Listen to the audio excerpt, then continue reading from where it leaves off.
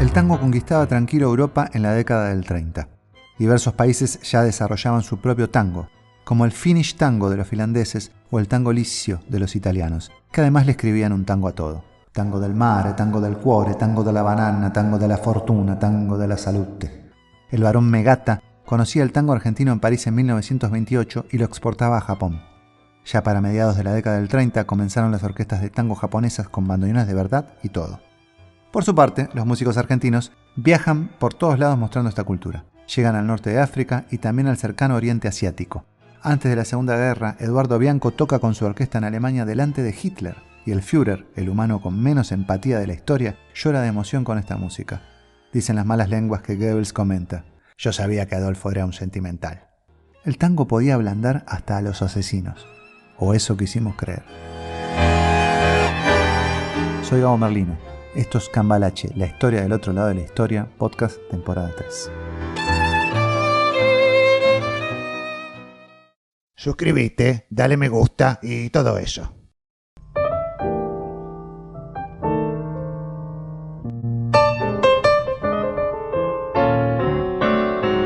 Quizás gracias a todos los problemas que se presentaron, la década del 30 fue muy importante para el movimiento obrero argentino. En 1930 nacía la Confederación General del Trabajo. En 1932 la Ley del Sábado Inglés. En 1933 se aprobaba la Ley de Derechos de Autor. En 1934 se lograba la Ley de Empleados de Comercio. En 1935 nacía el Sindicato de Músicos. En 1936 la Sociedad de Compositores de Música. Y lo mismo pasaba en otros rubros, que lentamente se iban sindicalizando y logrando leyes gracias a la presión popular. ¿Y eso te parece bien? ¿Dónde conociste un país que funcione sin esclavos? Es intolerable este hombre, Rodolfo, y se nos mete en el dial. En 1932 había asumido la presidencia argentina el general Agustín P. Justo. En esa década infame, llena de corrupción, donde el Partido de la Concordancia ganaba con fraude las elecciones. Agustín tenía un hijo, Liborio Justo, que pensaba todo lo contrario a su padre. Era bien comunista. Tan así era que en la recepción que su padre le organizó al presidente de Estados Unidos, Franklin Roosevelt, el joven Liborio lo recibió al grito de ¡Abajo el imperialismo yanqui! A Liborio Justo le decían quebracho. De hecho, hoy hay una organización de izquierda en Argentina que lleva ese nombre. Tan referente se hizo del comunismo que en una visita de dirigentes argentinos al líder ruso León Trotsky, que estaba exiliado en México, el tipo solo les preguntó por quebracho. Pero Liborio nunca se aprovechó de su fama. A fines de los 30 se retiró de la política y se dedicó a escribir. Murió en 2003, a los 101 años. ¿A qué viene esta historia, muñeco? Es propaganda, estamos invadidos por zurdos, Rodolfo. Los primeros años de Agustín Justo fueron muy malos económicamente y además quedaron marcados por el pacto Roca-Runciman, en el que Argentina favorecía a empresas inglesas con tasas y cambio preferencial, un pacto en el que además los ingleses no cumplieron con su parte. Pero además de eso, la depresión que provocó la crisis económica había marcado a la población. Después de 1935 las cosas mejoraron un poco.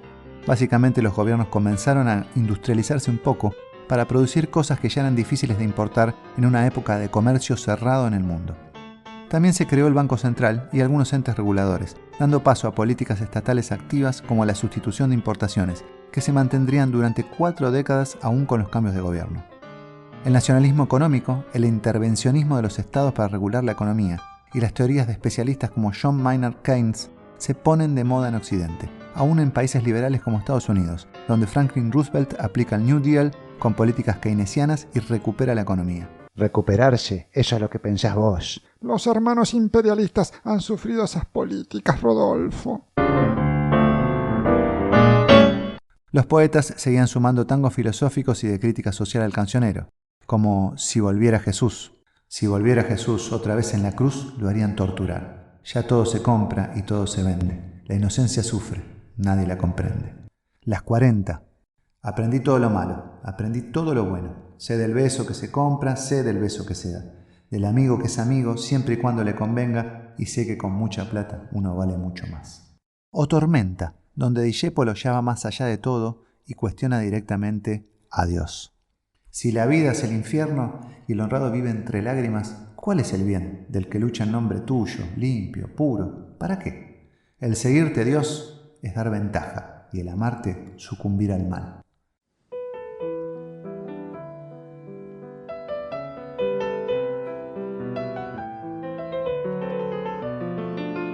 pero también el tango le hablaría al amor, y ya desde un lugar de mayor igualdad entre hombres y mujeres, a diferencia de las décadas anteriores, donde la figura de la mujer oscilaba entre la malvada comehombres, la influenciable jovencita o la santa madre, sin puntos medios. En el tango Paciencia, por ejemplo, Francisco Gorrindo ya no responsabiliza de todo a la mujer, sino que dice: paciencia, la vida es así, ninguno es culpable si es que hay una culpa. José María Contursi, el hijo de Pascual, es también poeta, y en su tango Grisel dice: y con mis besos te aturdí sin importarme que eras buena. Se cumplió la ley de Dios, porque sus culpas ya pagó quien te hizo tanto daño.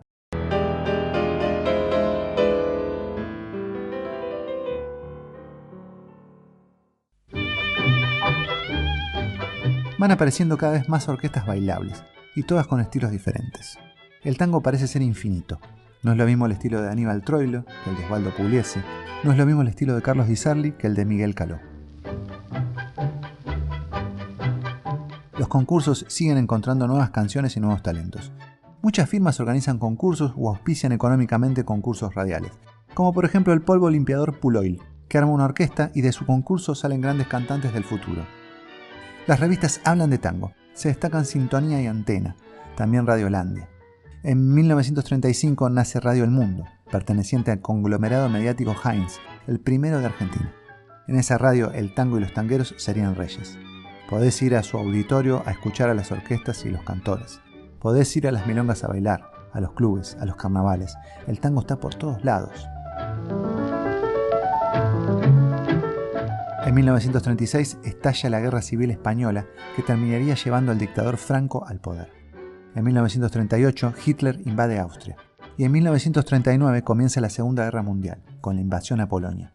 Los músicos americanos huyen de Europa y vuelven a sus países, salvo pocas excepciones, como el Tano Genaro Espósito, un bandoneonista argentino que decide quedarse en París y muere al poco tiempo acosado por el frío, el hambre y la neumonía. Durante años había tocado en los barquitos del río Sena a cambio de restos de comida que le daban los soldados alemanes.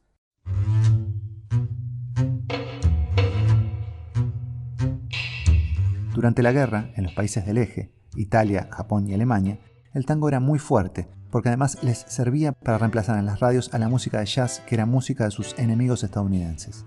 Además, en los campos de concentración, los nazis muchas veces hacían sonar tangos para llevar a los prisioneros a la muerte en las cámaras de gas.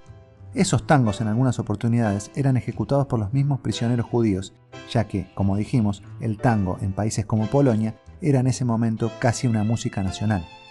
En resumen, para 1945, sin buscarlo, el tango quedó no solo asociado al bando perdedor, sino que también quedó como sonido de la tragedia más perversa de la historia humana en ese siglo.